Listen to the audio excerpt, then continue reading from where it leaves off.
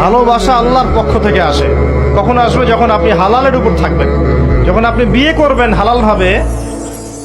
অচেনা একটা মেয়ের প্রতি দেখবেন আল্লাহ পাক এমন ডিভাইন একটা লাভ দিয়ে দিবেন, ওয়াজআলা বাইনাকুম মাওয়াজ্জাতা ওয়া রাহমা। আল্লাহ পাক তার পক্ষ থেকে উভয়ের মাঝখানে হৃদ্যতা, ভালোবাসা, মহব্বত দান করবেন। বলুন সুবহানাল্লাহ।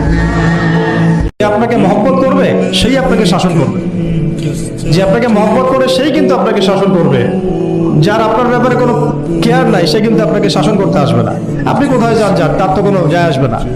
আর যে আপনাকে চাইবে, জোর করে টেনে নিয়ে আসতে চাইবে জান্নাতের পথে, সে কিন্তু আপনার উপর মাঝে মাঝে শাসন করতে পারে।